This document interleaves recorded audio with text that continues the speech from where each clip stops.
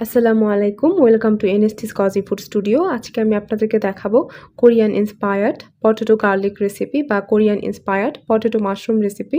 এটা খুব সহজেই তৈরি করে ফেলা যায়। আমি এই ভিডিওটিতে দেখাবো কিভাবে পটেটো গার্লিক রেসিপি তৈরি করতে হয় এবং কিভাবে পটেটো মাশরুম সহজভাবে তৈরি করতে হয়, সাথে কিভাবে সিদ্ধ করতে হয় এবং এখানে যে সস ব্যবহার করা হয় এটা কিভাবে রেডি করা যায় আমি তা সহজভাবে দেখাবো। এরকম আরও রেসিপি পেতে আপনারা আমার চ্যানেলটিকে সাবস্ক্রাইব করুন। এবার চলুন দেরি না করে এই মজাদার রেসিপিটি দেখে নেওয়া যাক। আমি এখানে নিয়ে নিয়েছি ৫-৬টির মতো আলু। দেখতে পাচ্ছেন আপনি এখানে আলুর পরিমাণ আপনার পছন্দ মতো বাড়িয়ে বা কমিয়ে নিবেন। এগুলোকে সিদ্ধ করে নিতে হবে। আমি এগুলো সিদ্ধ হতে বসিয়ে দিয়েছি। তারপর এগুলো সিদ্ধ হয়ে যাওয়ার পর যখন 80% সিদ্ধ হয়েছে আমি এগুলোকে চুলা থেকে উঠিয়ে নিয়েছি এবং খোসা ছাড়িয়ে নিয়েছি এবং দেখতে পাচ্ছেন ছাঁকনির সাহায্যে আমি এভাবে এটাকে ম্যাশ করে নিয়েছি। এটাকে ছাঁকনির সাহায্যে ম্যাশ করার চেষ্টা করবেন, তাহলে এটা পারফেক্টলি ম্যাশ হয়। এখন আমি এখানে যোগ করে দিচ্ছি 1/2 চা চামচ পরিমাণ লবণ। দিয়ে দিচ্ছি 1 কাপ পরিমাণ কর্নফ্লাওয়ার। এখানে 1 কাপ পরিমাণ কর্নফ্লাওয়ার দিয়ে এগুলোকে সামান্য পানি দিয়ে মিক্স করে নিতে হবে এবং পারফেক্ট ডো তৈরি করতে হবে। দেখতে পাচ্ছেন ডোটা ঠিক এরকম হবে। তারপর আমি এগুলোকে ছোট, ছোট বলের মতো করে নিয়ে নিয়েছি। তাহলে মাশরুম তৈরিটা সহজ হয়। দেখতে পাচ্ছেন আমি ঠিক বোতলের উপরের অংশটা দিয়ে বা বোতলের মুখটা দিয়ে এভাবে আমি মাশরুম তৈরি করে নিচ্ছি। আমি আবার আপনাদেরকে দেখাচ্ছি আমি কিভাবে মাশরুম তৈরি করেছি। এভাবে ছোট একটা বল নিয়ে আমি বোতলের সামনের অংশ বা বোতলের মুখটা এভাবে চেপে নিয়েছি। তারপর এরকম মাশরুম রেডি হয়ে গিয়েছে। দেখতে পাচ্ছেন কত সহজেই মাশরুম তৈরি করে ফেলা যায়।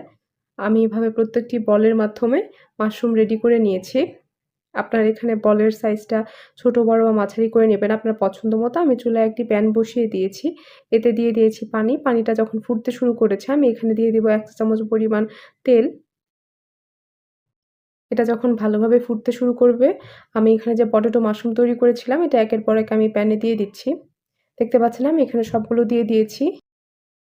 এবার এগুলো সিদ্ধ হতে কয়েক মিনিট সময় লাগবে। দেখতে পাচ্ছেন এগুলো উপরে উঠে গিয়েছে। আমি এগুলোকে একটু নেড়ে মিক্স করে দিচ্ছি, যাতে ২ পাশেই ভালোভাবে সিদ্ধ হয়। এখন আমি আর ১-২ মিনিটের মতো জাল দিয়ে এটাকে চুলা থেকে উঠিয়ে নিব। যখন এটা রেডি হয়ে যাবে বা সেদ্ধ হয়ে যাবে তখন এটা পানির উপরে ভাসতে থাকবে। আমি এগুলোকে উঠিয়ে নিয়েছি। তারপর ঠান্ডা পানিতে ধুয়ে নিয়েছি। দেখতে পাচ্ছেন আমি এগুলোকে একটা প্লেটে রেখে দিয়েছি। তারপর সস তৈরি করার জন্য আমি এখানে দিয়ে দিয়েছি তেল এবং রসুন কুচি। এগুলোকে হালকা ভেজে নিতে হবে। দিয়ে দিচ্ছি 1/2 চা চামচ পরিমাণ লাল মরিচের গুঁড়া।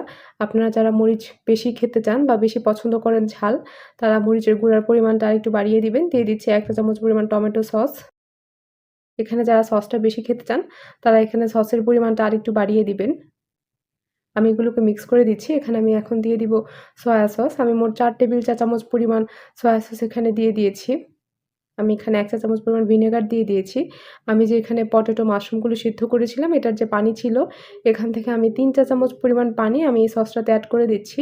এগুলোকে এখন রান্না করতে থাকবো আমি। দেখতে পাবেন এক পর্যায়ে এগুলো অনেকটা ভারী হয়ে যাবে। দেখুন এগুলো আস্তে, আস্তে ভারী হয়ে যাচ্ছে। যখন অনেকটাই ভারী হয়ে যাবে, চুলাটাকে অফ করে দিব। এবার আমি এই সসটাকে এগুলো মাশরুমের উপর দিয়ে দিচ্ছি। আপনি এখানে চাইলে বাদাম ব্যবহার করতে পারেন। ভাজা বিভিন্ন রকম বাদাম তা আপনি এর উপর ছিটিয়ে দিতে পারেন এবং এখানে আপনি তিলও দিয়ে দিতে পারেন। তাহলে খাবারের স্বাদটা আরেকটু বেড়ে যাবে। দেখতে পাচ্ছেন কত সহজে রেডি হয়ে গেল। এরকম আরও অনেক রেসিপি পেতে আপনারা আমার চ্যানেলটিকে সাবস্ক্রাইব করতে ভুলবেন না। আল্লাহ হাফেজ।